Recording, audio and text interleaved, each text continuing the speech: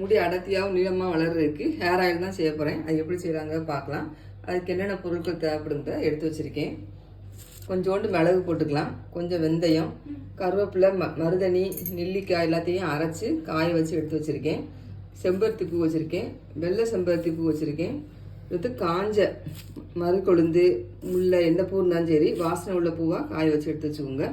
கொஞ்சம் வேப்பலை போட்டுக்கிறேன், கொஞ்சம் ஃப்ரெஷ்ஷான கற்பூரவள்ளி, இந்த ஓமவள்ளி சொல்லுவோம்னா அது ஒரு 4-5 எடுத்து வச்சுருக்கேன். கொஞ்சம் சின்ன வெங்காயத்தை கட் பண்ணி வச்சுருக்கேன்.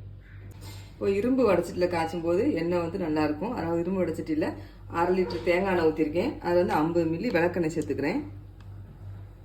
விளக்கெண்ணெய் சேர்க்கும்போது உடம்புக்கு வந்து நல்லா குளிர்ச்சி கொடுக்கும், முடி நல்லா வளரும். கொஞ்சமாக சேர்த்துக்கோங்க.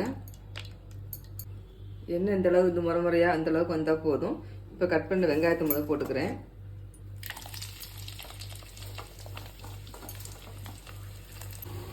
வெங்காயம் இந்த அளவுக்கு நல்லா செவந்து வந்துடுச்சு. நம்ம அரைச்சி வச்சுருந்த இந்த கருவேப்பிலை எல்லாம் இருக்குது, அதை இப்போ சேர்த்துக்கலாம். அதுக்கடுத்து செம்பருத்தி பூவை போட்டுக்கிறேன்.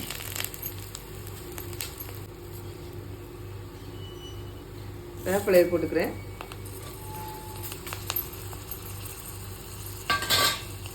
அதுக்கடுத்து ஓமவல்லி இலை,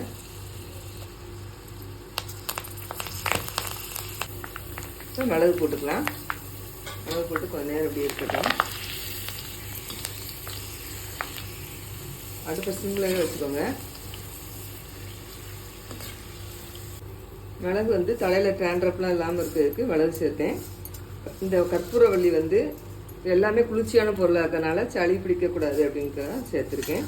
இப்போ வெந்தயத்தை போடுறேன்.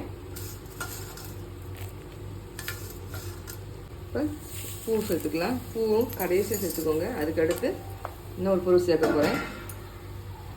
அது வந்து ரோஸ்மேரி, அது கொஞ்சமாக சேர்த்துக்கலாம்.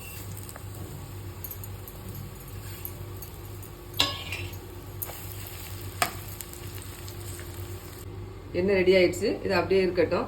நைட்டு ஃபுல்லாக சூடு ஆறினோடனே காலையில் வடிகட்டி எடுத்து வச்சுக்கலாம். எண்ணெய் நல்லா ஃபில்ட்ரு பண்ணி எடுத்து வச்சுருக்கேன். நீங்களும் செஞ்சு பார்த்துட்டு எப்படின்னு கமெண்ட் பண்ணுங்கள்.